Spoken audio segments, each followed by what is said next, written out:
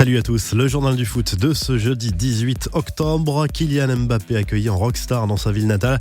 Le champion du monde a fait son grand retour à Bondy mercredi, là où tout a commencé pour lui. Environ 9000 personnes sont venues voir l'attaquant du PSG. Beaucoup d'enfants avec des étoiles plein les yeux. Mbappé était très ému également.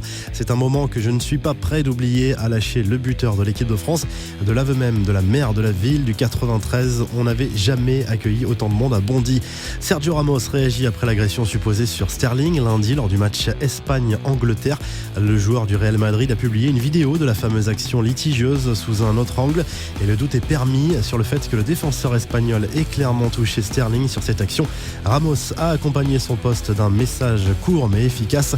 Rien n'a ajouté alors que la presse anglaise fustige son attitude depuis ce match. Présentation officielle pour Thierry Henry qui a donné sa première conférence de presse en tant qu'entraîneur de l'AS Monaco. Le champion du monde 98 s'est réjoui de retrouver le club de ses débuts pour effectuer ses premiers pas avec le costume de coach numéro 1. L'ancien international français a parlé des entraîneurs qui l'inspirent, Guardiola, Wenger bien sûr, mais aussi des plus anciens comme Jean-Claude Thiaudot et Reynald Denouex.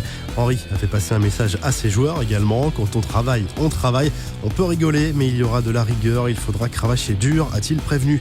Un mot sur le mercato avec une confirmation longtemps annoncée au PSG. Le Brésilien Lucas Paqueta va bien s'engager en faveur de l'AC Milan. Flamengo a confirmé la vente de son milieu de terrain contre un chèque de 35 millions d'euros selon les médias brésiliens. Le joueur de 21 ans est attendu en janvier en Italie. Quelques infos en bref et en images. Le retour à l'entraînement de Karim Benzema. L'attaquant du Real Madrid souffrait d'une lésion au muscle ischio-jambier de la jambe droite.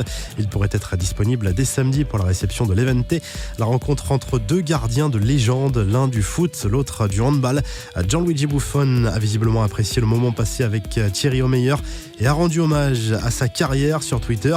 Arturo Vidal, lui, a été condamné à 800 000 euros d'amende pour une bagarre dans une discothèque alors que le joueur évolue encore au Bayern de Munich. On a vu également Didier Deschamps, Laurent Blanc, Christian Carambeu, Arsène Wenger rechausser les crampons avec le Variété Club de France à Guignon pour aider des associations. Bon anniversaire également à un ancien coach atypique, Giroud, qui fête ses 80 ans ce jeudi. On l'a vu en une de France Football cette semaine. Et puis la revue de presse, l'équipe consacre plusieurs pages à Thierry Henry, le nouvel entraîneur de l'AS Monaco. Le Corriere dello Sport affirme que le Real Madrid a repris contact avec Antonio Conte en vue d'un éventuel licenciement de Lopetegui dans les prochaines semaines.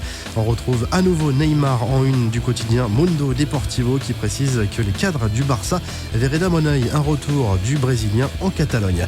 Vous retrouvez toute l'actu foot sur topmercato.com et à lundi pour un nouveau journal du foot.